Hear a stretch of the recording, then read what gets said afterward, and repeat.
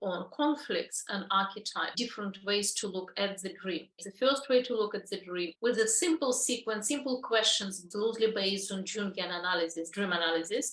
But this is a very, very simplified version. We have the question to ask, and we are asking it under very, very different angles, because very often this is the words we use that resonates or they don't.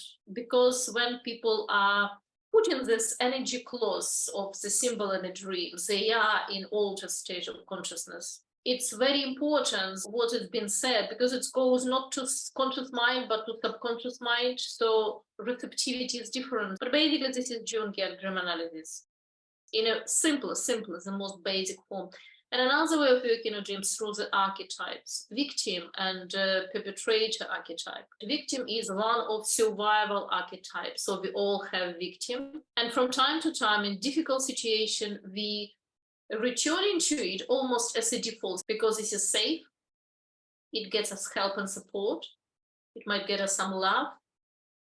You might get some guidance. We need to remember that it will always live within our energy field, and if it shows up, then today, in your current situation, there is something that probably resonates with some point in a far past, buried under the decade of your personal development, when there was a situation which was not quite fully integrated. Obviously, our mind filters memories. So when we have this victim and perpetrator situation, not necessarily this will correlate with your main conflict, because looking at the conflicts, forgetting about archetype, forgetting about Jungian dream analysis, and now looking at conflicts, this is a completely different way of looking at things. So when we're looking at the dreams, there might be some conflict. This conflict not necessarily violent.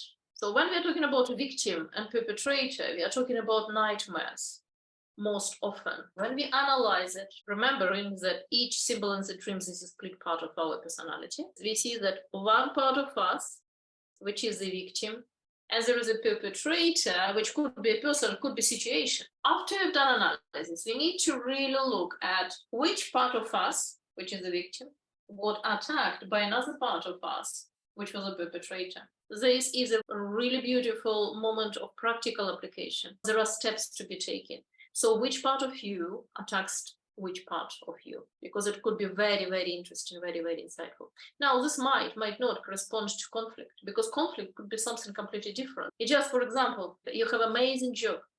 You have an amazing job, and finally you are going to be at your best somewhere, and it's so easy and it's so flowing. And at the very same time, there is important birthday in the family, or somebody invites you in a very important spiritual event. Now, this is a good conflict to have, right? This is not a violent conflict. This is not a nightmare, but you're torn. Yeah. Now, what it means that, again, there are parts of us, because we are, again, coming back always to symbols in the dream. So there are two parts of us which are in conflict.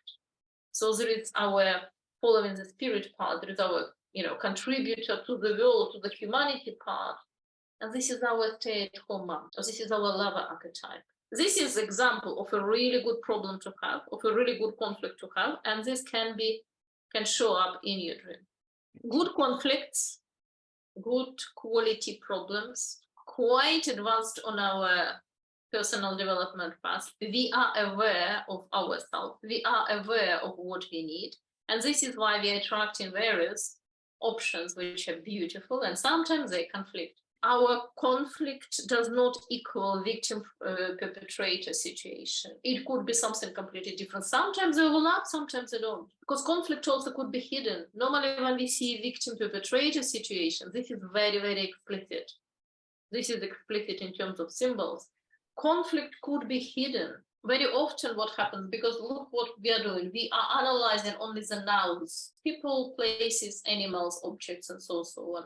But what about action? Sometimes what I found in some complex dream analysis. So for example, there is a journey. There is a long journey. You start here, something happens, something happens, something happens. Something happens, so finally you arrive somewhere, or you don't, or the dream stops somewhere. The timeline itself, the journey itself has to be a symbol. And it never occurred to me before I came across this in a real dream analysis. Because something was missing. Everything was beautiful, everything was clear, everybody was saying what they were supposed to say, but something was missing. And then what I did, and actually this is a great tip, you need to draw the dream. Because as soon as I drew the dream, I saw that this time continuum, the journey itself, was a symbol. And probably this was the most important symbol of the entire dream. And everything made sense because it connected everything together.